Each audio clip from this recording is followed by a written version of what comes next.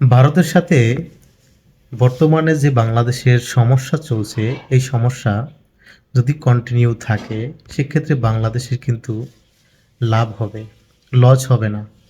কিছু কিছু ক্ষেত্রে হয়তোবা লস হতে পারে, কিন্তু ম্যাক্সিমাম ক্ষেত্রেই লাভ হবে।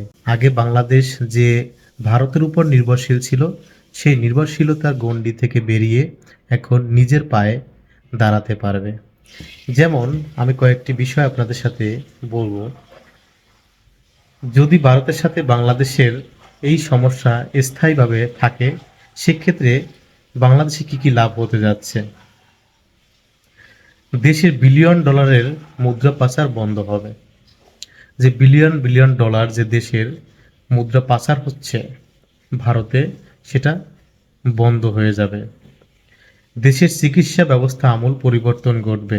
যে আমি যে একটা কথা বলেছি যে আহ, নিজের পায়ে দাঁড়ানো শিখবে। এর আগে যখনই কোনো রোগ হতো, ইভেন যদি জ্বর হতো, যারা কোটিপতি আছে তারা এই জ্বর সারানোর জন্য ভারতে যেত। এখন থেকে বাংলাদেশেই সুচিকিৎসা হবে বলে আশা করি, এবং ভালো চিকিৎসকও বাংলাদেশে জন্ম হবে। দেশের জিডিপি বেড়ে যাবে। অবভিয়াসলি দেশের জিডিপি বেড়ে যাবে। দেশে মাথাপিছু আয় বেড়ে যাবে। তাছাড়া দেশে মানব পাচার কমে যাবে, স্বর্ণ চোরাচালান কমে যাবে, ইয়াবা ফ্যান্সি ডিলের আগমন কমে যাবে। বাংলাদেশকে অনেক ভালোবাসে ভারত। কি দিয়ে ভালোবাসে জানেন? তারা বর্ডার থেকে প্রচুর পরিমাণে মাদকদ্রব্য বাংলাদেশে পাচার করে, যা খেয়ে বাংলাদেশের ইয়ং জেনারেশন যারা আছেন তারা কিন্তু ধ্বংস হয়ে যাচ্ছে। চীনের সাথে সম্পর্ক আরও গভীর হবে। আমাদের সম্পর্কটা যদি ভারতের সাথে যেভাবে আছে, এই সম্পর্কটা যদি চীনের সাথে থাকতো, বাংলাদেশ হয়তোবা ফার্স্ট ওয়ার্ল্ড কান্ট্রির একটি দেশ হতো, আমি মনে করি। কারণ ওদের মন মানসিকতা ভারতের চেয়ে অনেক উন্নত। দেশের পর্যটন শিল্পের উন্নতি ঘটবে, দেশের সামরিক শক্তির উন্নতি ঘটবে। ওই যে মেরুদণ্ড দিয়ে দাঁড়াতে হলে নিজের প্রশাসনিক ব্যবস্থাকে উন্নত করতেই হবে। তখন আমরা আমাদের প্রশাসনিক ব্যবস্থাকে আরও শক্তিশালীভাবে গঠন করব। দেশের ফ্যাসিস্ট এবং ভারতপ্রেমিকদের সংখ্যা কমে যাবে। অলরেডি কমে গেছে। কিছু কিছু লোক হয়তো বা গোপনে পালিয়ে বেড়াচ্ছে, তারাও মাথাচাড়া দিয়ে দাঁড়াতে পারবে না। জনগণের মধ্যে ঐক্য আরও দৃঢ় হবে। ইতিমধ্যেই আপনারা দেখেছেন যে আমাদের বর্তমানে উপদেষ্টা যিনি আছেন, ডক্টর মোহাম্মদ ইউনূস স্যার, উনি কিন্তু সবাইকে অলরেডি একতাবদ্ধ করে ফেলেছেন। যে দেখেন, আলু পেঁয়াজ সহ ওরা শুধুমাত্র এই যে একটা রিপাবলিক বাংলা একটি চ্যানেল আছে, ওই চ্যানেল দিয়ে সারাদিন বাংলাদেশকে হুমকি দিচ্ছে, ধামকি দিচ্ছে। তারপরে যা না তা ব্যবহার করছে প্রধান উপদেষ্টাকে। ঠিক আছে, শুধু বলে আলু দিব না, পেঁয়াজ দিব না। আমাদের বাংলাদেশে মাটির কোনো অভাব নেই, ঘাটতি নেই। অঞ্চলভেদে প্রত্যেক এলাকায় আলু, পেঁয়াজ, তারপরে আরও কৃষি পণ্য যেগুলো আছে, ধান চাল যেগুলো আছে, সবই বাংলাদেশে হয়। মাটি যেখানে আছে সেখানে শস্য হবে। শুধুমাত্র যখনই ভারত থেকে পণ্য বাংলাদেশকে দিবে না, তখনই বাংলাদেশের মানুষ স্বয়ংসম্পূর্ণ হয়ে উঠবে, নিজের পণ্য নিজে উৎপাদন করে খাবে। এক সময় কিন্তু বাংলাদেশের মানুষ সেটাই করত। বিকল্প আমদানির পথ প্রশস্ত হবে। এতে এক দেশের প্রতি অতি নির্ভরশীলতা হ্রাস পাবে।